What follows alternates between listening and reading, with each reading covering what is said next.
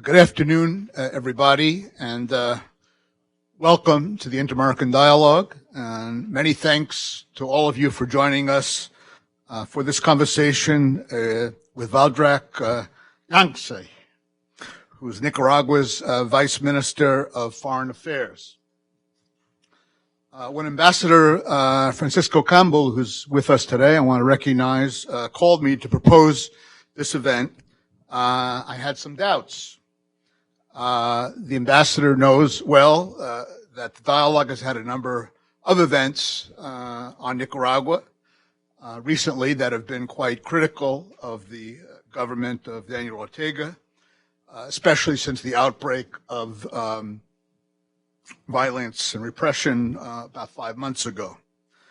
The dialogue staff, including Manuel Orozco, who kind of leads our work on Nicaragua, have produced many articles and TV and radio interviews that referred to the efforts of the UN High Commissioner for Human Rights, the OAS's Human Rights Commission, as well as many independent human rights groups as well. The OAS has a special working group of Latin American ambassadors now focused on the situation in Nicaragua to ensure compliance with democratic and human rights obligations of one of its members. Those reports from the OAS and the UN have been corroborated or backed up by many newspaper accounts that have pointed to a troubling picture. Street demonstrations on April 18th triggered by changes in the pension system, evolved into wider protests against the regime that were met with repression by the police and parapolice forces under government control. The catalog of abuses and violations include over 320 killed, according to the Inter-American Human Rights Commission, attacks and intimidation, and some cases of torture. The main victims have been human rights defenders, university students, and journalists. In fact, yesterday there was a report of a 16-year-old boy who was killed in clashes in Managua, and there were 7 people wounded, 3 of them reporters. And we believe that these accounts that have come to light are credible and accurate. Their attempts to negotiate a peaceful resolution to this crisis under the auspices of the Catholic Church, perhaps with one of the ideas to hold early elections, have not borne fruit. The toll of the crisis on Nicaragua's economy has been, by all accounts, devastating.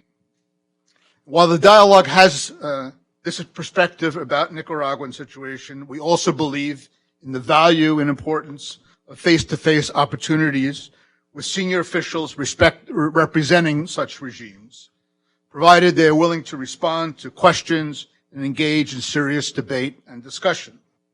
No one knows how or when the crisis will be resolved, but we believe that opportunities to establish lines of communication are worth pursuing and could eventually have positive consequences.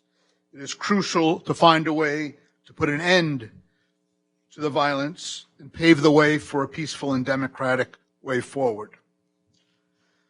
The Vice Minister has agreed to make some remarks for about 10 minutes, and then we will turn to a conversation with the audience and have the opportunity to pose questions and make comments.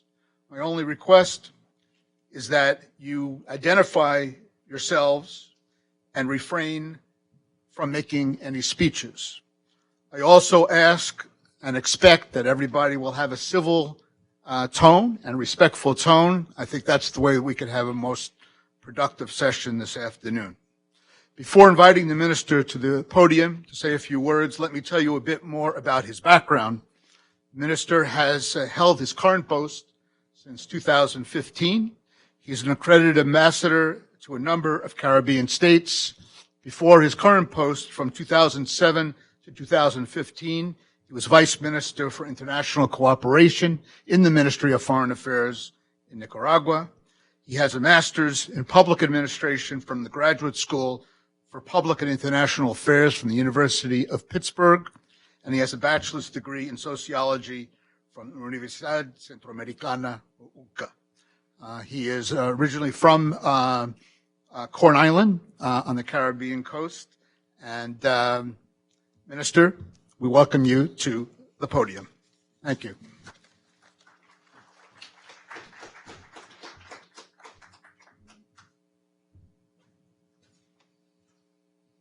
Thank you very much. Good evening. Thanks to the dialogue, I think I am the only one who can have a speech this evening. On April 18th, a profound crime was committed against Nicaragua and its people. The development model in place since 2007 was targeted by a violent coup, derailing the efforts of the Nicaraguan people and its government to achieve democracy, economic growth, and social well-being. Throughout this dialogue, I intend to expose the nature of the crime we have defeated, unmask the perpetrators, take a detailed look at their methods, and given that no crime is committed without a motive, I will attempt to shed light on the historical, economic, and political reason that can explain why we call it a coup and the criminal intent behind it. The first thing I think we need to establish is the building of democracy in Nicaragua, what we call a struggle of maybe 2 centuries, century and a half. We have a long history of struggle for independence, dignity, and sovereignty. There has been a continuum throughout this period of U.S. imperial policy of intervention and meddling in Nicaragua affairs from the 19th century. From William Walker to Somoza, from Somoza to the Contras, and from the Contras to the economic intervention of the 1990s and the neoliberal agenda. And we think that today this meddling continues.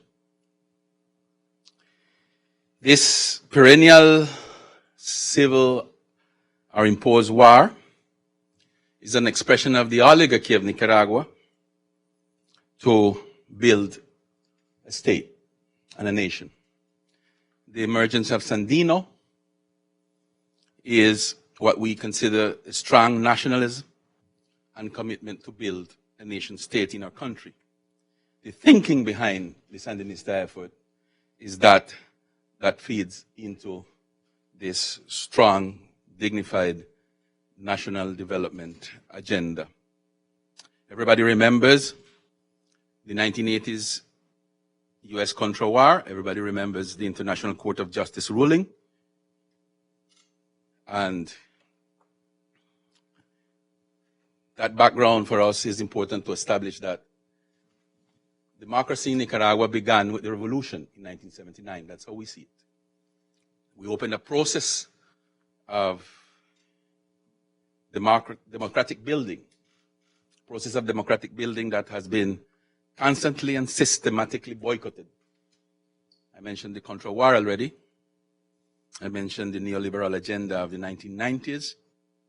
And now, after we returned to the government in 2007, we think we were building an agenda of peace. We're certain we were building an agenda of peace, stability, economic growth, and social inclusion. And that was based on a concept, the recapturing of the state.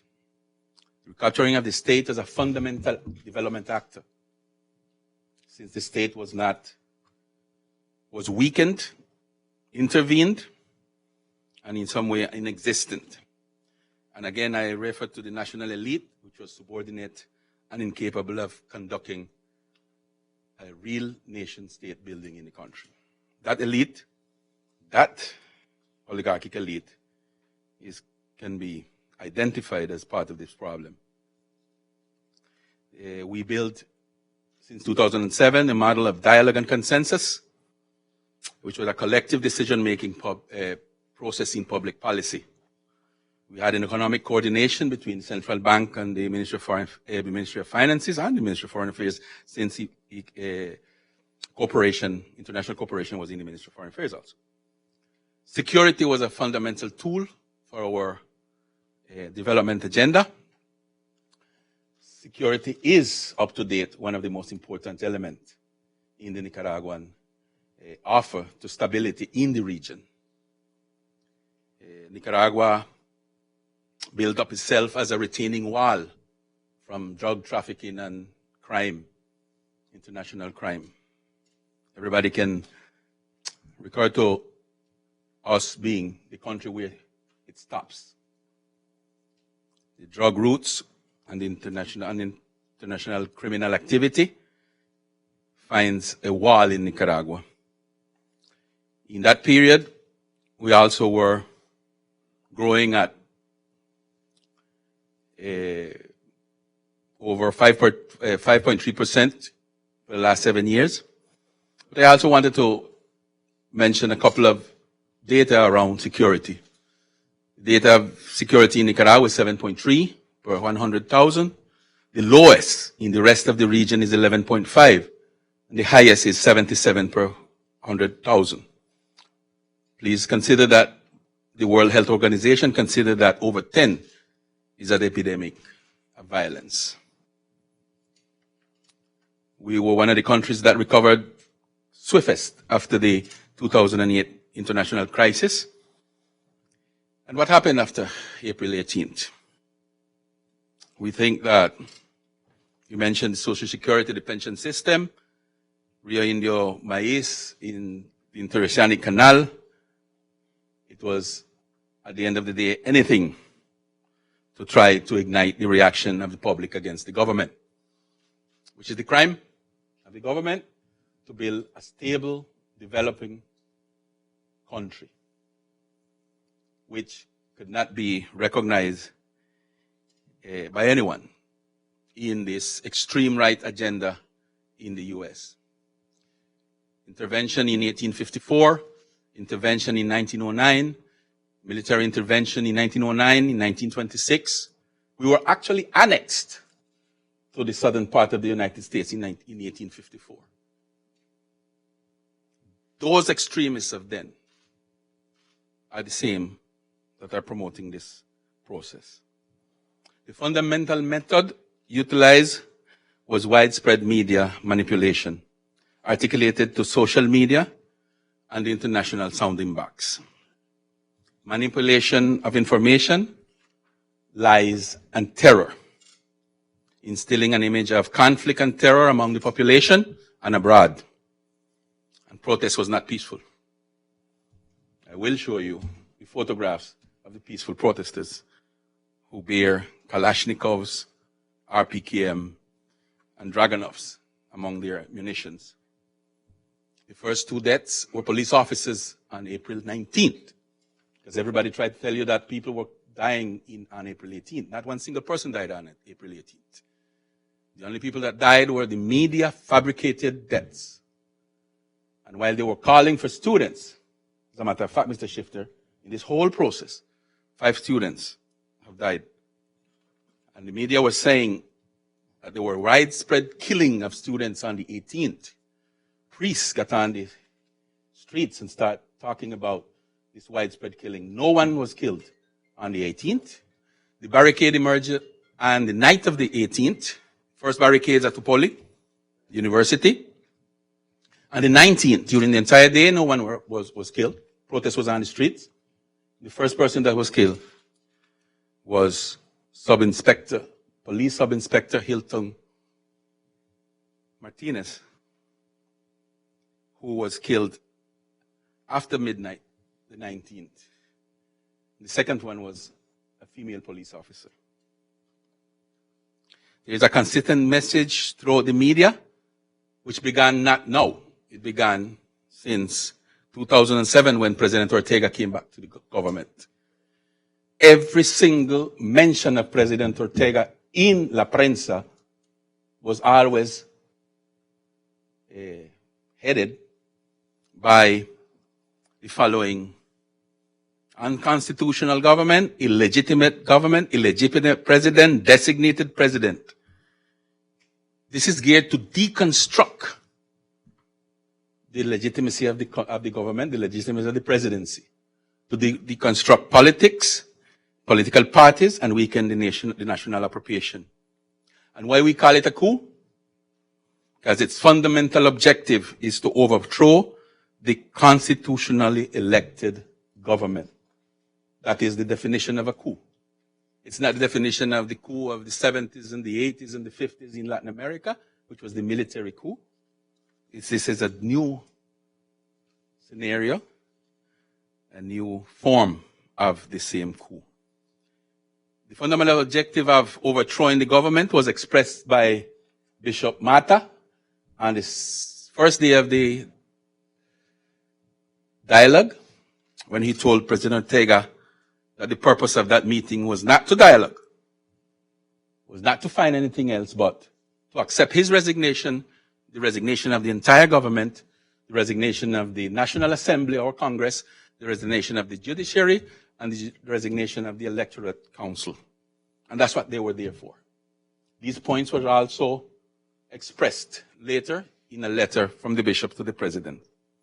So this call for immediate election is unconstitutional. Since the election happened in 2016, President Ortega obtained over 65% of the votes, around 65%, and those elections were catalogued by a number of international organizations, including the OAS, as expressing the will of the people, although there were a number of issues that needed to be fixed. Those issues, 15 of them, were then analyzed with the OAS, and they became the Memorandum of Understanding between the government of Nicaragua and the Organization of American States, the Secretary General, and it became a project to strengthen democracy in Nicaragua through a period gearing to the elections of 2021. Since I don't want Mr. Shifter to calm me down, the fundamental response of the government has been to avoid civil war. And if anyone knows Nicaragua, you know what the spectrum of civil war is. And one of the fundamental crimes committed, although one death is one death too many, and necessary for political interests, and necessary to manipulate people into the streets and to shoot after the police. But the fundamental crime is destroying the national reconciliation process that we were building. After the war, the Contra War of the 80s, after the destruction of the state and the economy of the 90s, we began to really have a profound reconciliation in the country. And for 10 years, we were able to build an alliance, a model of alliance and dialogue, and to really begin to entrench, to enroot reconciliation. The fundamental crime here is the destruction of the possibility of the Nicaraguans to live in peace, to be reconciled. My questions are, what is the rush? Is Nicaragua a bad example?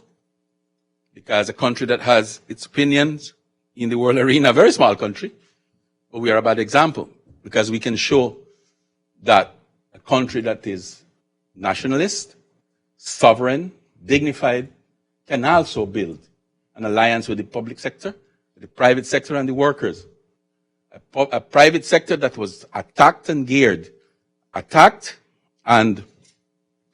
instill fear into them of sanctions if they continue in this alliance with the government. That's the real reason why they went away from the alliance with the government. And the other real reason is greed, because we needed to start talking about tax exemptions that amount for a very important part of the Nicaraguan budget. I would stop here and hope for a constructive dialogue. Thank you very much, Minister, for your words, and raise a lot of issues that I'm sure a lot of people here that have questions, I want to make comments and share with you, but maybe I could start with a few just to begin. I think one of the, obviously there's lots of discrepancies between what you said and what's been widely reported, and one of them has to do with the police that were victims as well as perpetrators. But I think even the government acknowledges that some of the police or the parapolice or paramilitary did commit violations. And I'm wondering if there's been any investigation or any processing of anybody at this point.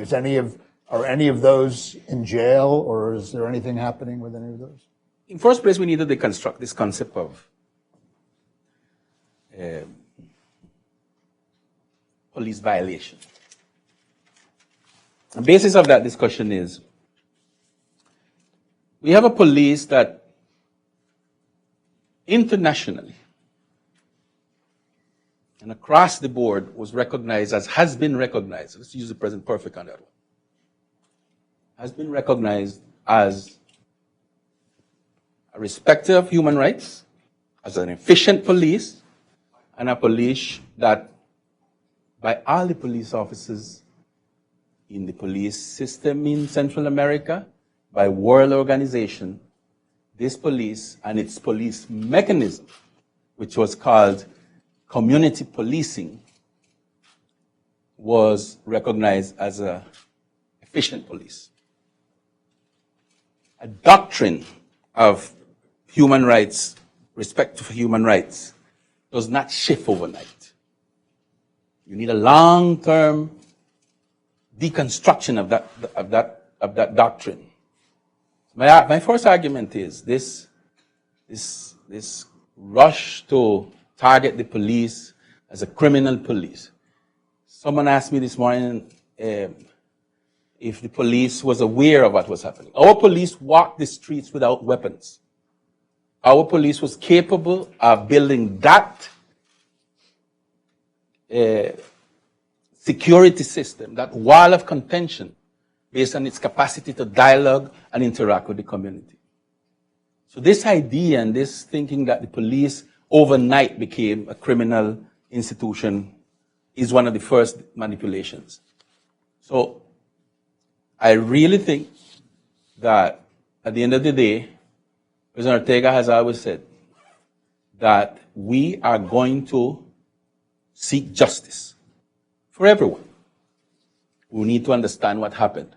And the reason why he invited organizations like the Inter-American Human Rights Commission and even, the United Nations Human Rights Commission was invited for a specific reason, which had to do with the Commission for Verification and Justice, because we needed to understand the nature of what was happening, because it did not make sense to us. We had people in the roadblocks, people on the streets shooting at police. That's why I mentioned the first deaths that occurred. And I mentioned the dates of the deaths. Because you need to look at it at the timetable. Manipulation, open lies, building of a terror thinking, the use of terror, the ways of how they were killing people, the way how they were burning people as a mechanism of instilling terror. And then this whole articulation between social media. People like to say that Nicaragua doesn't have a free press. Out of the 10 or 11, I don't remember exactly how many, television stations, I think it's 12 with the one from the Catholic Church, 7 or 8 of them are not in favor of the government. That's true. You can look the channels, and you can find it.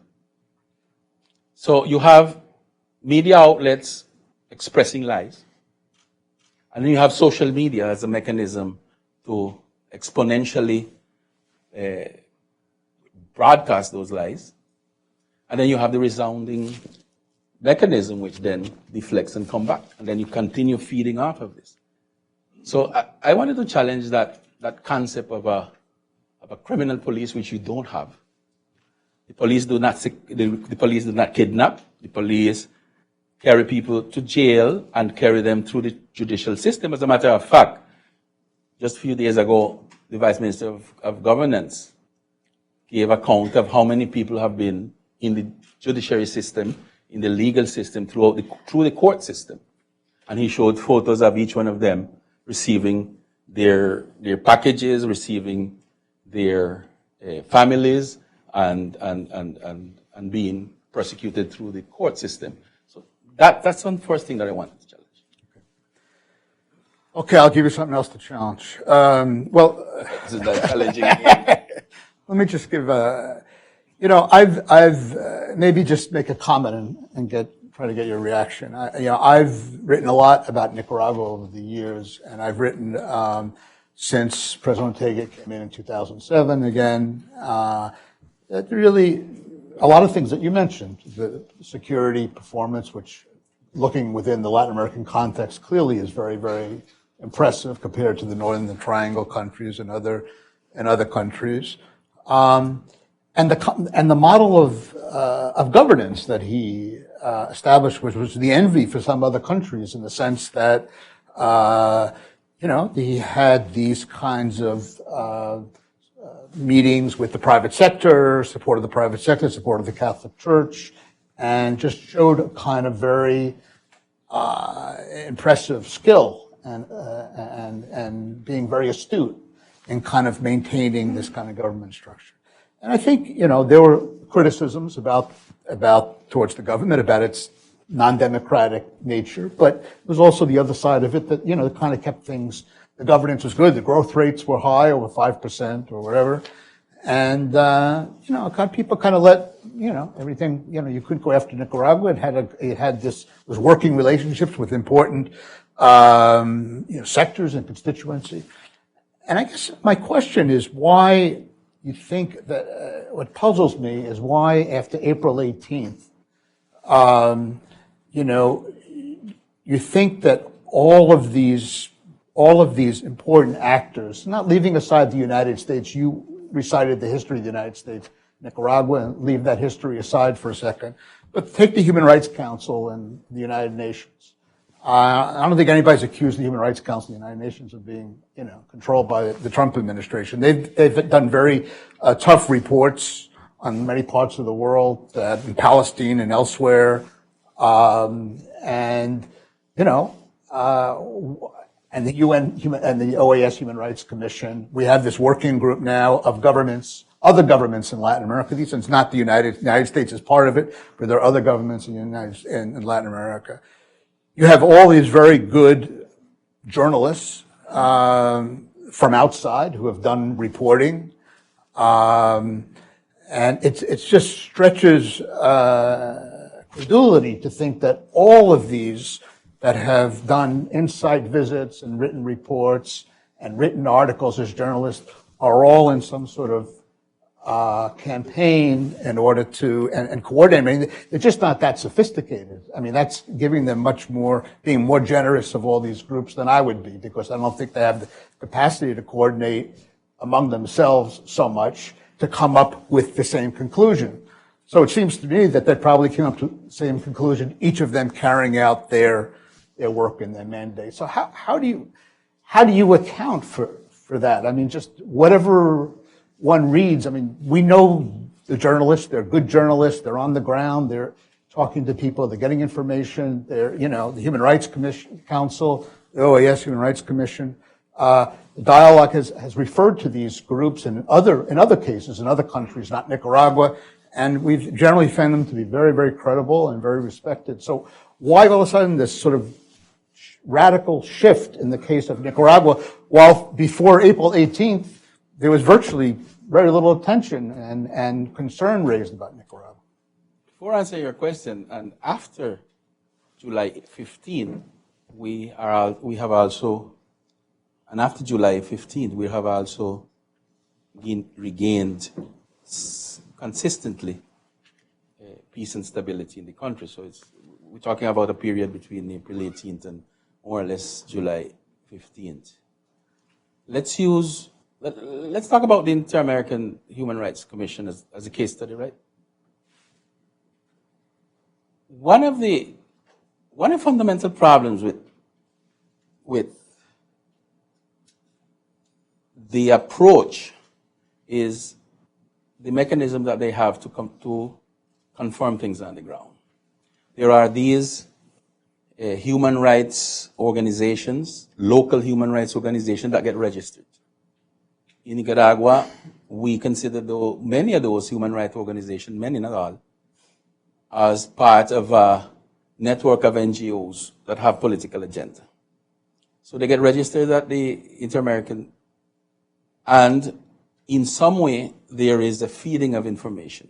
I spoke to Mr. Abreu, the executive secretary in Nicaragua, and I said, why aren't you accounting for the deaths that are occurring on the police side or on the government official side? I'm asked, why don't you do that? He explained to me, we have a mandate, and the mandate states that the human rights can only be violated by the state. That is the doctrine. So we can only look at that. So he says, well, what's happening with this? Because you have a new generation of violence and a new generation of mechanisms of violence, which is, at the end of the day, the whole media manipulation. And we get to that, because you talked about journalists. So he said, well, that can only be accounted as a common criminality. But this is part of this whole political scenario, because you have police officers that are being shot by these so-called peaceful protesters. So how we do this? So, well, we can't do anything. We can only account for what we're seeing. The police, the government of Nicaragua made an analysis of all of the deaths that the Inter-American Human Rights Commission, I always have to say it out because I don't remember the acronym. And they were talking about 400 and something. And we found that directly related to the coup were 198. The rest, they were people who died during that period. Had to do with other normal, even suicide was included in this. But, so I said to Abreu, but what are you going to do when you present your report to the OAS about these deaths that we are accounting and that you're not seeing? Well, we can't do anything because we can only see what we consider state's violence. Okay. I said to him, do something. Make a disclaimer when you present your report. At least make a disclaimer. But the problem with the Inter-American Human Rights Commission was not only that they were basing their data on the feeding that coming from NGOs that were politically biased, but they were unable to account for each one of those. And the problem at the end of the day is a doctrinary problem. But added to that, this method of consistently tweeting opinions, political bias, is a mechanism that feeds into this frenzy. Let's go to the journalists. The journalists, we think this is a new scenario that everybody needs to analyze. Dialogue needs to analyze. I think there are some experts that are beginning to talk about how you build the thinking and how you build homogeneous thinking throughout with the media. And I think we are suffering some of that. A lot of it in Nicaragua, because you build an opinion, you build a lie. Students are being killed, it says. Students were not being killed. We have over 6 students dead on the 18th. There were no students dead on the 18th. Students are non-students. So you start building on that. And you start espousing that lie. So at the end of the day, I think if you want to look at it, you begin to build a sense of commonality of the thinking. And that is what we're having here. Now you say journalists come down on the ground and talk to people, but we're still repeating. We're still spinning around the same original spin. And that's the problem that we have. That's why we invited the Inter-American Human Rights Commission, because we wanted to understand. But immediately they set themselves on the sides and on the bias. Well, even this era of social media and fake news and everything, which is afflicting all of us, and all of us is a big challenge, and the dialogue has done a lot of work on this. It's just, it's just hard to believe it in this case, and especially in this case of Nicaragua, that all of these different actors that really want to understand what's happening on the ground and have done it. I am the saying instruments to you that are all coming up with the same. Okay, but I'm saying to you conclusion. that we have confirmed out of all of the deaths, 198 deaths. The national... Whatever the deaths are. Yes, one is too much. And I stated that from the beginning, and it's unnecessary. The child that was caught up yesterday in this crossfire between... It wasn't the police. We need to state that right up front. A group of 50 or something students, young people, I don't know, kind of people, tried to go in to a house, tried to overrun a house, and they got caught up in this. But one death of a youth, of a student, of a worker, one death is too many. And that is the fundamental problem that we need to stop. Because the method of this, the method of this coup is by all means try to find a death, try to provoke a death. And it is not peaceful, it is manipulated, and it is geared to build that what happened yesterday. What happened yesterday, because from the 15th of July that we began to reestablish peace and order in the country, from the 15th of July, the only two deaths that had occurred before yesterday were two Sandinistas, one of them the son of a hero of the Sandinista, Benigna Mendiola's son, who was targeted. You see, there is sort of a suppression of what's happening on the Sandinista side. Sandinistas are being targeted. Sandinistas are being tortured. Sandinistas are being dragged out of their houses. Sandinistas have been killed on the streets. That is not accounted. And that was our problem with the Inter-American. We said, why are you not expressing that reality? Show them the photos and Let me give you one more, and then I'm gonna open it up. No, I'm gonna open it up to you. No, just one more thing, and then we'll open it up to other questions. I think there's a lot of people that wanna talk, but there's another figure that you've claimed the situation is stabilized now. Of course, since July, I guess, despite what happened yesterday, and despite that these incidents are happening, and according to Gallup poll, there's 70% of Nicaraguans who think that Daniel Ortega and the Vice President Rosario Murillo should resign. And I'm just wondering, if you look at the sort of the situation, if that's kind of where the population is, and the economy, I think you would acknowledge, has really been very hurt. There are a lot of businesses that have kind of folded in Nicaragua. Do you really think that this government is sustainable without some sort of negotiation, without some sort of deal until 2021, when the economy is going, when 70% of the people they believe, you've made. Presented your information, but whatever your information is or my information, I think what's important is what the Nicaraguan people also believe. And if they believe that 70% of them think that the president and vice president should resign so they can get back to some sort of, normal democratic path. Isn't that a problem in just going forward? Is there any room for negotiation? The first thing we need to let's have a poll in some of these countries, especially the one we are in. talk about if we need to redo elections. But this issue of breaking the constitutionality is at the core of this coup mentality and this insurrectional mentality.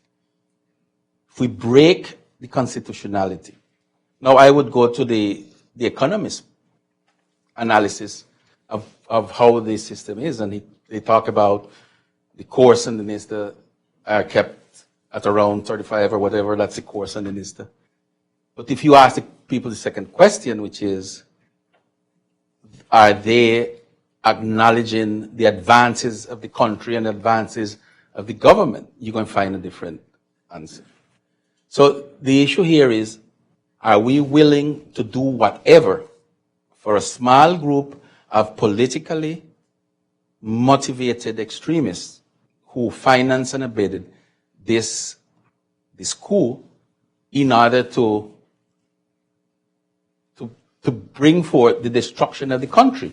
We are willing to destroy the country. We are willing to burn down the country. We are willing to. There was one man on the news was saying, I don't care. We can have 400, 500, 600 deaths. Let's march on the president's house. We say, that's the kind of mentality we are into now. I think that's a mentality from an area of the world that we all are against. No? All right. So why don't I open it up to people, because people have been very patient, and why don't we go to our friend here from Reporters Without Borders, and then we'll go over here. Maybe we'll take a couple of questions if that's okay, whatever you decide. Thank you. said we would agree on that. Hi, I'm the It's up to you. North America Director for Reporters Without Borders, Reporteros Sin Fronteras, if you know us under that name. You mentioned earlier the reputation of your police services and the powers to investigate and the structures put in place in Nicaragua.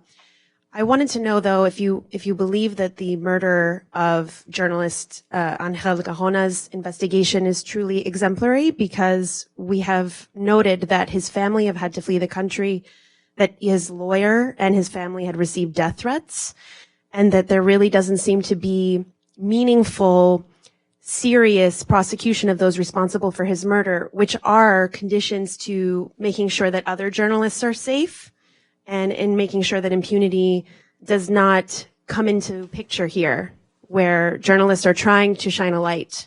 So I wanted to get your thoughts on, this meaningful investigation that needs to occur into journalists' murders and murders of other people who are caught up in protests. You want to get others? Okay. Why don't we go to these two gentlemen here? We'll go to you. Thanks. Osvaldo León. Let me rephrase the question en español. Volviendo a la pregunta del señor Shifter a usted, que no respondió. El 70% de la población, hipotéticamente, según esta encuesta, se muestra en contra del régimen, y una economía que está hundida, básicamente. ¿En dónde está la sostenibilidad de esto? ¿Cuál es la evidencia que usted podría presentar para que este régimen sea o no sea sostenible? Thank you, sir. Yes. Then we'll go over here. Yes. Oh, yeah, that's fine. Yeah.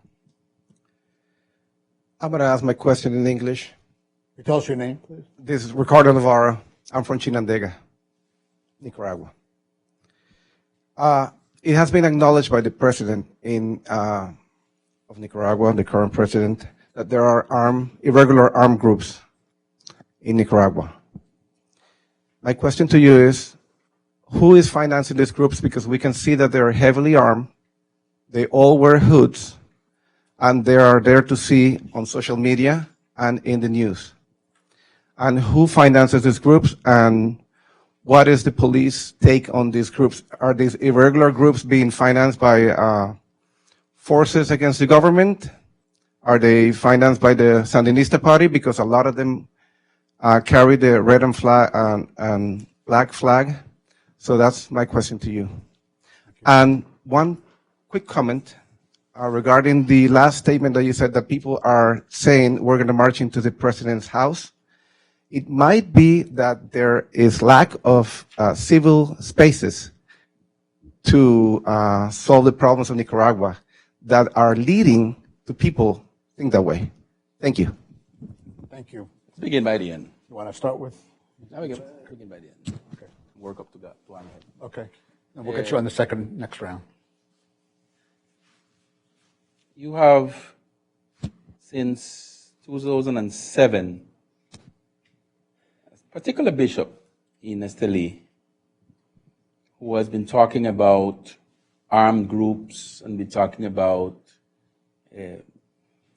these people that are fighting for democracy and fighting. We need to understand that there is an entire systematic effort to build an image of, in 2007, the image was, the Sandinistas are going back to the war. That was the image. So you have supposedly irregular forces.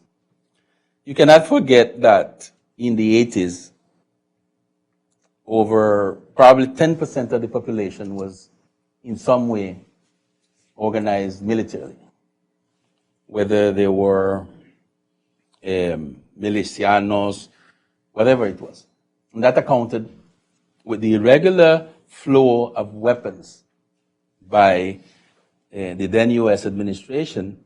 You have an enormous amount of weapons that were distributed in the country. You talk about peaceful protest. I can give you a couple of photographs of people are in the roadblocks. We're talking about what this is. This is a very sophisticated weapon at one of the roadblocks. We talk about peaceful protest. This is a Soviet RPKM, which is a very interesting. Minister, I don't think we have to go through all these. Kalashnikov. I don't think we have to go through all these. I think you get the. Please. Then would consider we don't have paramilitary forces in the country. We do not have paramilitary forces. We have police forces that operate accompanied by, in some situations, I'm saying that we do not have irregular paramilitary forces. You continue to use this, and you use it, no? This. President Ortega's used it, so I'm just following. I'm saying that we have. I am showing to you. Okay. Okay, please let the Vice Minister respond, and then we're going to go to other questions. Please. Yeah, please. I'm saying that this notion of paramilitary forces accompanying or being responsible for crimes on the Sandinista side does not exist.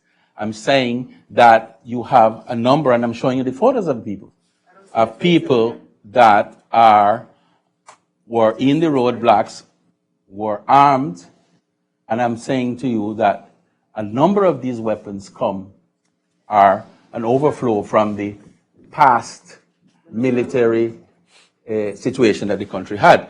But I think there was another question here. About the journalist. Angel Gaona. Yeah. These two young men that were captured with Angel Gaona, around Angel Gaona's death, they pleaded guilty, they showed where the weapon was, and they explained how they carried out the killing of Angel Gaona. Angel Gaona was shot next to the chief of police. Angel Gaona, the theory is, and Angel Gaona was shot along with the officer that was protecting the chief of police, who also got a gunshot, because this was one of these weapons that shoot different small pellets, and so the same bullet that killed, or the same pellet that killed Gaona, also injured a police officer that was sitting next to him. Now, if people do not believe in the rule of law in the court system, that's people. I know Angel's father, the pastor who is Angel's father, and I cannot imagine how this pain have attacked him, how this pain have hurt him. But and I can only imagine it's terrible. But it was not because the whole inference here is that the police killed him. The whole inference here is that there is a cover-up. These two young men recognized, took the police to where the weapon was, took it out of the bay where the weapon was hidden, and they went through the due process. I cannot understand then why we are talking about, now, his wife have a different theory. Okay, many people can have different theories about different things, but this is what went through the court system, and I believe in my court system. So I believe that the witnesses and the proof that were there are the ones that were used to convict these two young men. Okay. Why don't we go over here to get some more questions? I think, can we get a microphone over here, please? Bernardo? Yeah. She can go, and then the gentleman next to him. Hi, my name is Merix Ulloa. I'm from Nicaragua. And first of all, I wanted to say, you're saying, what is the rush? We have 455 dead people. That is the rush. Before anything, I want to say that the summary that you have given is really far away from reality. I'm from Nicaragua, and my family and my friends have a different reality from what you have and what the government has. My question to you is, the government keeps saying they want peace. I want to know your plan for peace, because currently, if you're protesting, you're being persecuted. I'm not saying this because I saw the media. I'm saying this because my family, my friends are being persecuted. Also, if you support the church, you're a terrorist. And third, political prisoners are being raped with AK-47 guns. I want to know what is the plan for peace. And I also want to make a statement.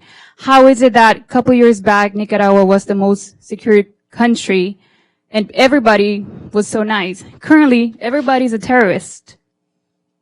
What is the difference from then and now? Because apparently before everything was nice, we had a nice, secure country, and all of a sudden everybody is a terrorist. Thank you.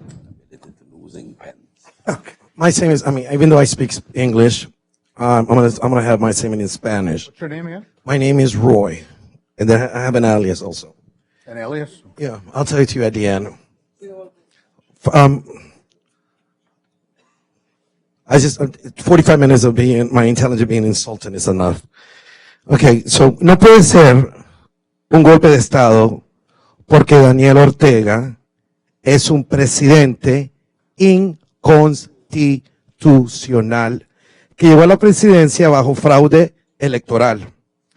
Nicaragua es un pueblo de insurrectos que bajo torturas, asesinatos, secuestros, prisioneros políticos y violaciones a los derechos humanos, estamos tratando de liberarnos de un dictador asesino y un gobierno lleno de cómplices y delincuentes.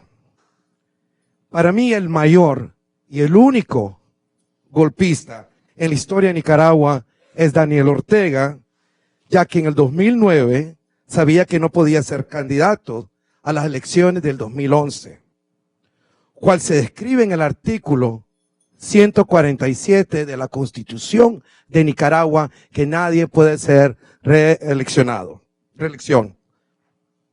Hizo un pacto con los corruptos magistrados y ahí fue cuando él dio el golpe a la Constitución de Nicaragua. Y para asegurar su dictadura, le mete otro golpe a la Constitución para que el golpista pueda correr como candidato indefinitivamente. Roy, va a tener que cortar, por favor. Por favor, porque otra gente quiere. Voy a hacerlo. Mi pregunta es a usted, a vos y a todos los que están en el gobierno. ¿No te cansás de repetir la misma propaganda? ¿O pensás que todo el pueblo nicaragüense es tan ignorante? Esa es mi pregunta para vos. You want to respond to that, or you want to respond, or you want to take some other questions? You two have been very patient here. Why don't we go in the middle there? Hi. Hi. Jia Chang with United Day News Taiwan. Many senators like Marco Rubio has expressed his concern about the relationship with Nicaragua and Taiwan. I just wonder if any U.S. officials or the new ambassadors to Nicaragua have urged your government to maintain its relationship with Taiwan, and also if you're facing any pressure from China. Thank you. Okay, why don't we go here? Here. Okay. Can I follow up? Yeah. What's your question? Rita Chen from Central News Agency, Taiwan as well. A similar question. I Because think we just heard that question. Why don't we get another question? I think here we go. It happens. We have a lot of other people on a lot of other issues that people want to talk about. Hi, I'm aware that you... What's your name? Rita, from Population Services International. I'm aware that you view many of the protesters and people out in the streets as terrorists. The regime has often called them that, criminals. I understand that that's criminal intent, idealism, fascism in your view. And as so far as that the Ortega administration has created an anti-terrorism law that is basically marking these people as radicalists. But my question to you is, if that is your logic and if that is correct, why are there 24,000 asylum seekers since April to Costa Rica? Many of which were the protesters in the streets, families in hiding.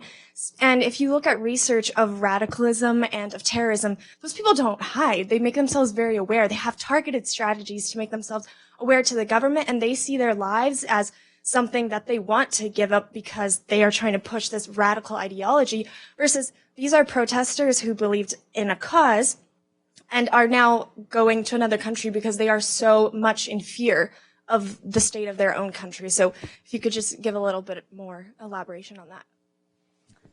The data about that number of, there's someone from the government of Costa Rica here.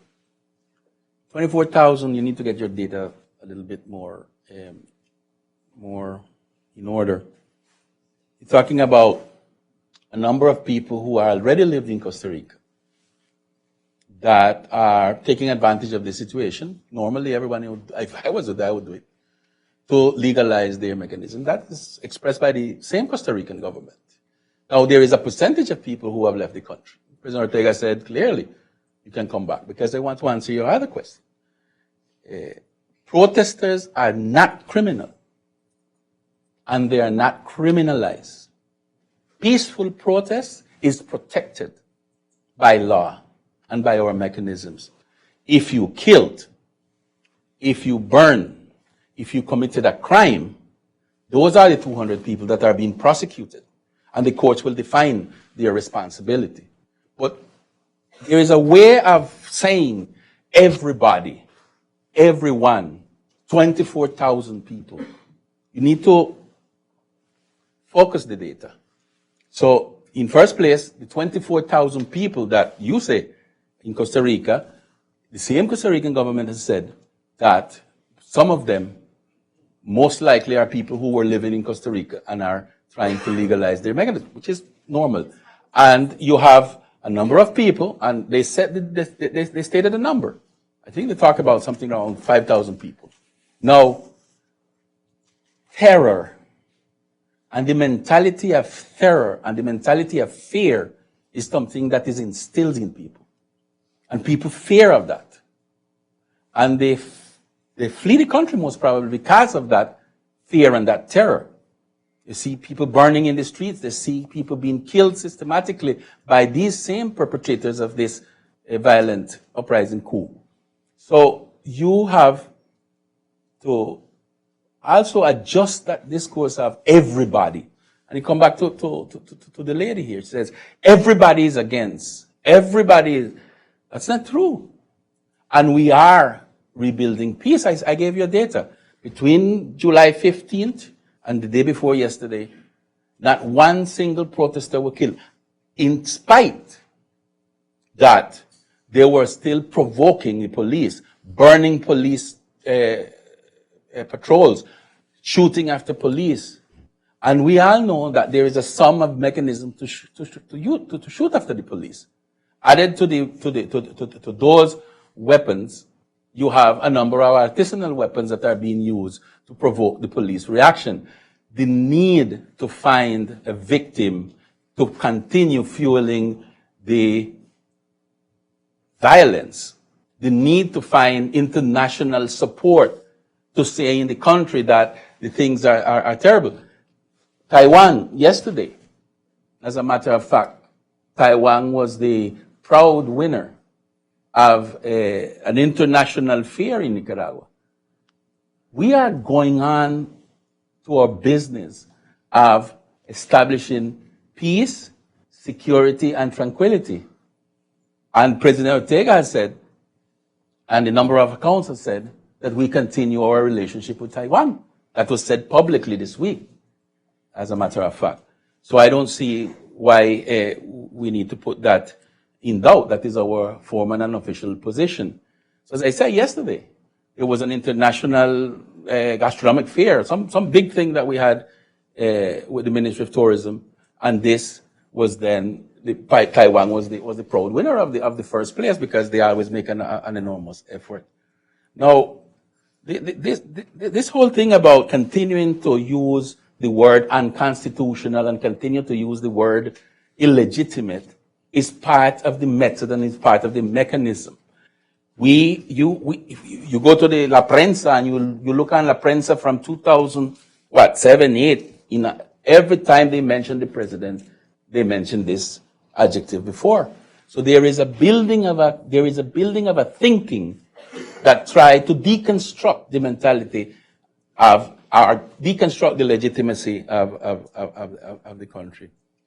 The Constitution of 1987, which was then reformed, because it looks like people reformed the Constitution in the 90s in order to get the Sandinistas out. This is not a new thing.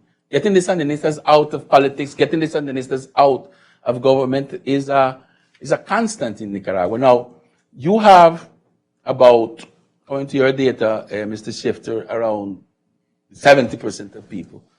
You have about 2.5 million people who vote. So you can find very clearly about 800 to 1 million people who vote consistently against the Sandinista. And many of the people who are being exacerbated into this violence, who are being pushed into this violence, come from that pile. But the idea is to illegally and unconstitutionally break the government. If we start that process, if we start to dismantle the rule of law, if we start to dismantle the Constitution, and we start to decide, now we want a bunch of people who are very violent, a very small group of people who are very violent, who are evidently, you can see evidently, getting the message across that Nicaragua is in violence, that Nicaragua is in chaos, that Nicaragua. We are trying to re-establish the economy, and we are rebuilding the economy. The Minister of Finances was on the media 3 days ago talking about how at this point we are back to the same level of income that we had previous to April 18th. We're talking about income that have to do with the taxing, with that whole. So we are beginning to reestablish peace and tranquility, which is fundamental, and to reestablish the economy. And we're there. By the end of the year, we expect to be back. Now, we're going to have to make adjustments. Of course, we have lost 100,000 jobs. Who are the one to lose? 100,000 jobs? Okay. Why don't we go for the last round? And yes, you've been very patient. I'll go up here. Yes. Thank you. Hi, my name is Giselle. I'm from Nicaragua. And you keep talking about peace. I have relatives there. And how do you justify that the police score the paramilitaries who wear masks? And this is not fake media. I got pictures from my relatives that shows that. And also, do you know what the word plomo means? Lead. But in Nicaraguan means when they mark the houses with plomo, that means that they come and kill people. So a lot of people have fled the country. How do you justify that? Yeah, go ahead. You keep mentioning. Tell us the name. My name is Max Bone, and I'm a political analyst. You mentioned, sir, that this is a coup, in that since April, this is all orchestrated from the outside. I'm curious what leads you to that conclusion.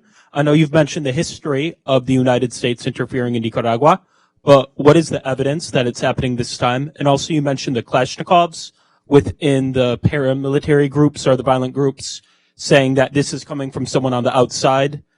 Kalashnikovs, from the last thing I know, they come from Russia. And I don't think, last I know, Russia is not trying to overthrow. You need to go watch Barry Seal movie.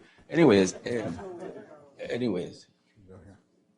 want to take these? You want to get But I didn't get your fundamental question. about the evidence of a coup? Here, hold on, let me get here. I'm sorry, then I'll go to you. Yeah. Alexander Kravitz, I'm a former diplomat. Michael, thank you for thank you for holding this event. It has been quite revealing. To the minister, I wonder if you could tell us about the purpose of your visit to Washington. I assume we're going to be meeting maybe on the Hill, Congress, State Department. If you could just tell us who you will be meeting here during your visit. What's the purpose? How do you think your message that you have shared with us today will be received in different parts of Washington, including particularly the U.S. government? Thank you. Good point. Thank you. Yeah, why don't we put you here, right here, and then we'll go back. Sí, buenas. Mi nombre es Amalia. Mi pregunta para él es, en su libro que trae desde allá de Nicaragua, escrito, aunque se rían. Usted dice de que no hay torturas, no hay violaciones, que todo está normal en Nicaragua. Si todos ustedes quisieran una evidencia de lo que sí hay violaciones a los derechos humanos, a las personas de que protestan, que simplemente van con una bandera azul y blanco, yo tengo una foto. Si ustedes quieren, yo la puedo enseñar para que vean de las violaciones de que Daniel Ortega hace. Okay. Esta persona le fue introducido en su ano un mortero. Lo pueden ver. Un mortero en su ano. Esta persona no ha recibido asistencia médica. Y usted lo sabe. No venga aquí de mentiroso. Todo mundo sabe de esto. Y no permiten de que uno les ayude. Porque todo está controlado. Las farmacias están controladas. Los doctores están controlados. Las enfermeras. Todo está controlado. Así es que usted no venga aquí de mentiroso a decir todo lo que su presidente le dice. Y usted sabe que es mentira. Thank you. Why don't we go to one final question over there, and then we'll get the Vice Minister. Yes, back there. Yeah. Recently, very brief. Recently, President Daniel Ortega. What's your name, please? My name is Omar Reyes, and I'm from Nicaragua in the U.S. too, USA citizen.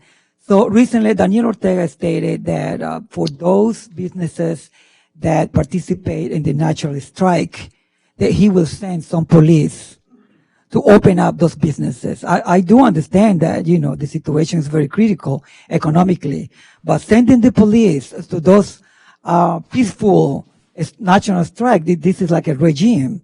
So what is your thought about that situation? Are you saying that it's not a regime, but sending police to those businesses that are peacefully protesting against the policies and the country? I don't think it's just a natural way of government. This is one of those things that really sounds like we are in a different dimension. The President said yesterday. The President literally said yesterday,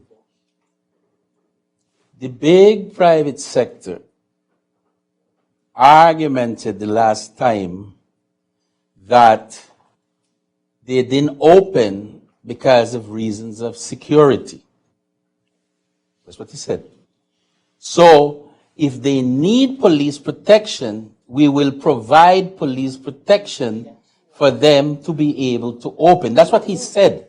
Of course he was being... You want me to read it to you? Please, let's just...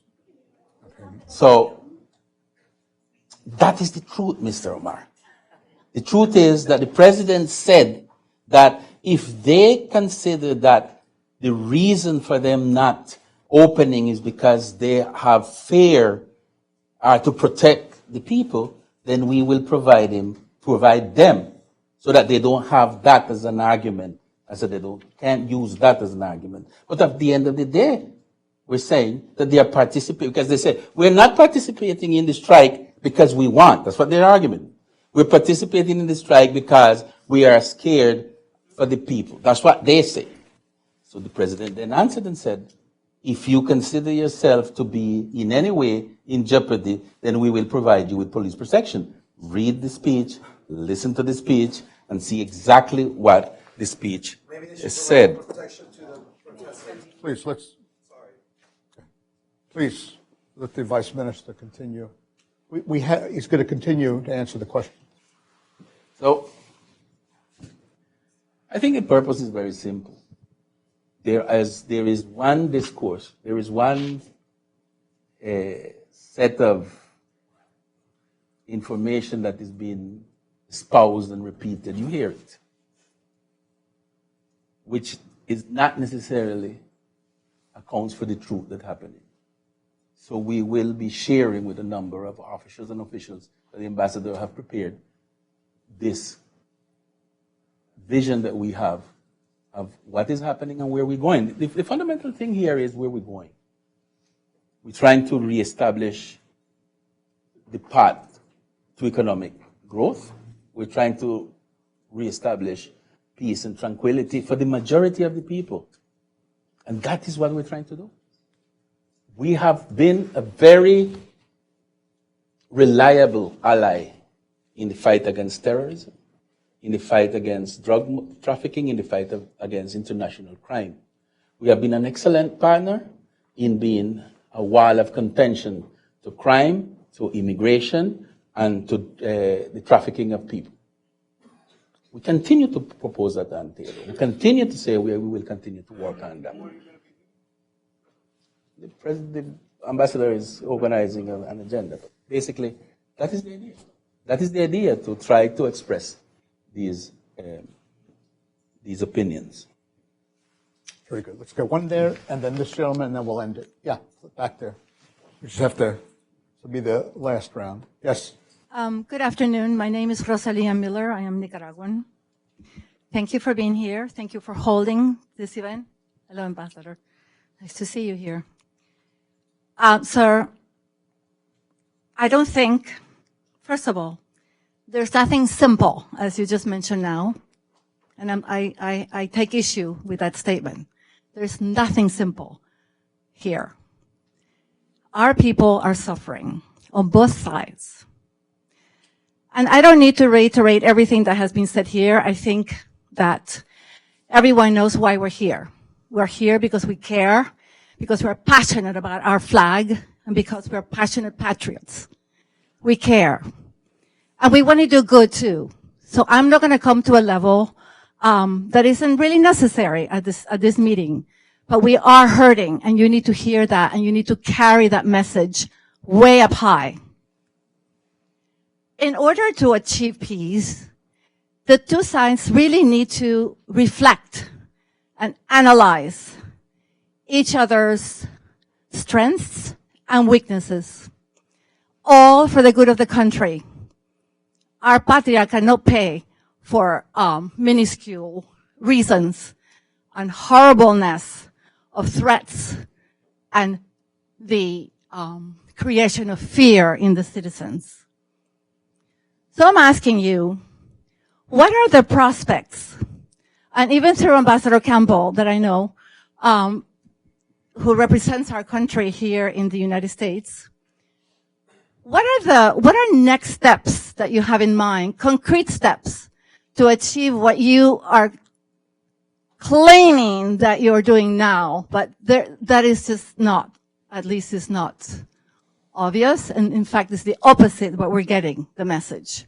So what are next steps to create that true path to peace?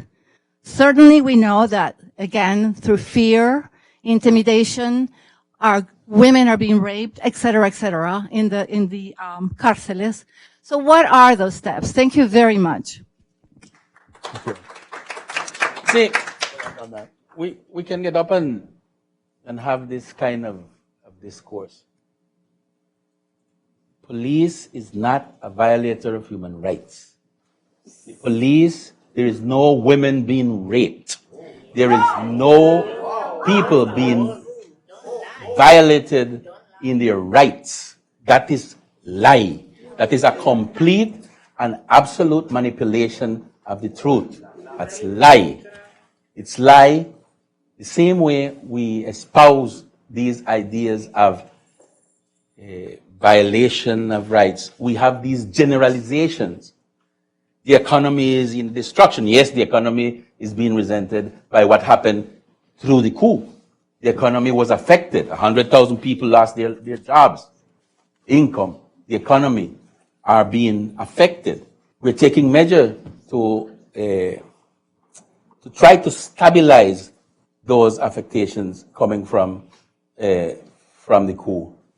But I think the most important thing, and I reiterate and mention, that as I mentioned before, the biggest crime perpetrated here was destroying the path to reconciliation that we have. This country, you all know, everybody knows, has been extremely polarized.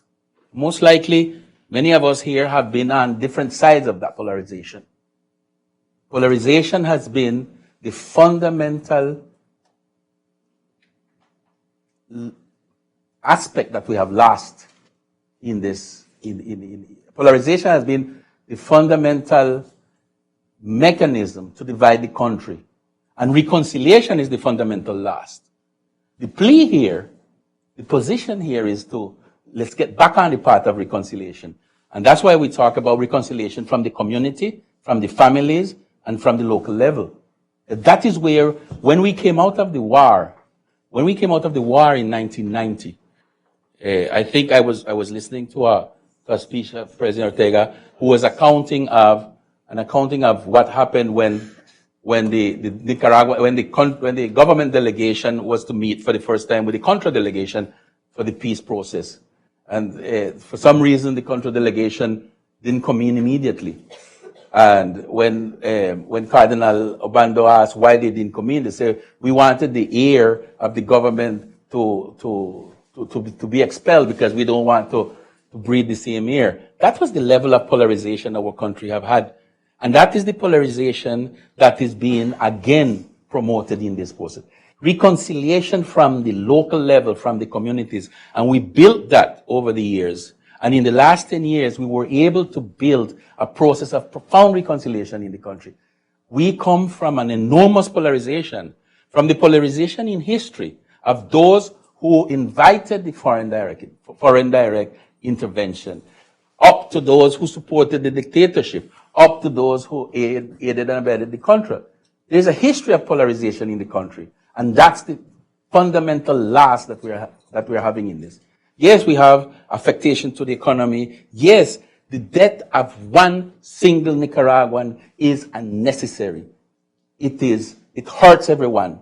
Everyone is covered by the same flag, and everyone is covered fundamentally by the same reason. We want a prosperous, democratic, and developed country. That's what we all want. We want a country where we can have justice, and justice comes from all sides. So let's not talk in absolute mechanism, in absolute terms. That absolute polarization is what took us to where we are. And that absolute thinking that one group of people can provoke destruction and can provoke killing, and by that means then recapture their political objectives.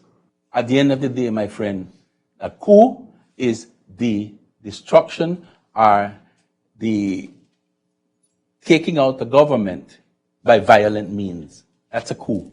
And that's what happened in Nicaragua. And we defeated the coup, and we are continuing to build peace and tranquility. That is our aim. Of course, it's going to take a time. People go on the streets peacefully, they will not be confronted. People kill, They will be persecuted to the extent of the law. They will be incarcerated and they will be taken to court. There is another idea here being espoused, as if this is a country that doesn't have a rule of law. We have courts, we have police, and we have mechanisms and systems. They are being brought in front of a judge. They are being prosecuted by a judge. They have their day in court. That is the reality.